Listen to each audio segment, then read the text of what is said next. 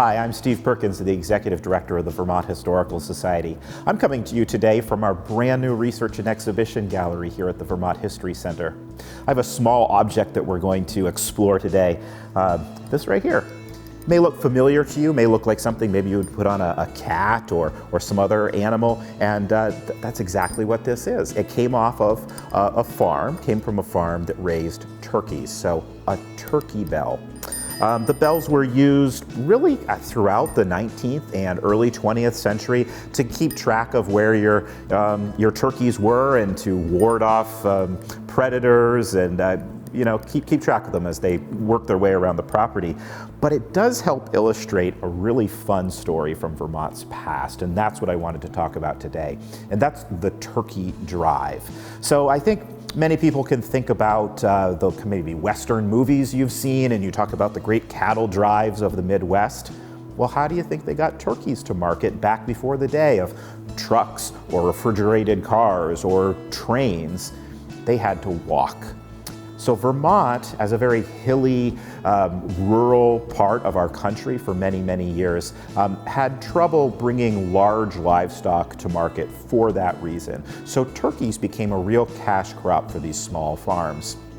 And to get them to market, they got together in groups and started to move those turkeys really from northern Vermont all the way down to Boston, which at the time was called the hub of the universe, and had a great appetite for turkey.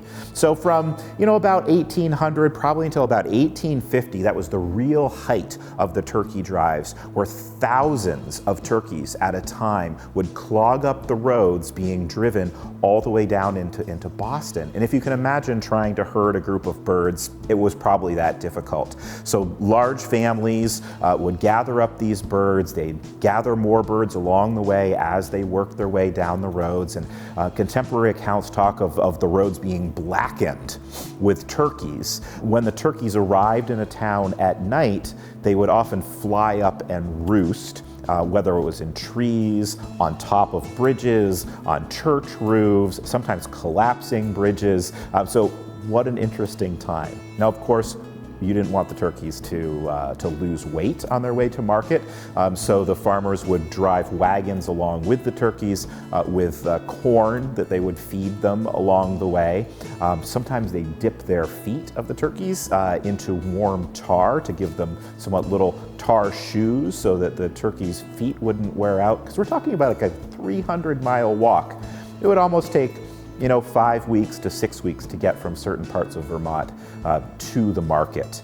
In Boston, it was a grand time. They loved their turkey down there, and Vermont turkey shows up in many newspapers in the way that we now see the term Vermont maple syrup, and they really look forward to those turkeys arriving, usually around Christmas time. Some of the newspapers called them varmints, which was a combination of varmint and Vermont, and brought in by the wild men from the Green Mountains, something that we can look back on. By 1850, the trains had come about, and more turkeys were being shipped by train, but we still had turkey drives. We still had turkey drives in Vermont up until really the 1920s, and it was driving those turkeys from the Vermont farms instead of to Boston to railheads, where they would then be put on trains, whether to Boston or New York. Fun little sideline for some Vermonters who lived along the Canadian border was going up into Quebec and rounding up as many turkeys as they could, driving them across the Vermont border and then onto trains to make some money off of Canadian turkeys. There was a statement that the Canadians' custom officers never wanted to count all the turkeys, so everyone always brought across 250 turkeys. And if you look at the records of turkeys crossing into Vermont, every single crossing was 250 turkeys. I don't think it matters how many turkeys actually came across. So a really fun piece of our history. You can learn more about this on our website at vermonthistory.org, or visit us here at the Vermont History Center in Barre.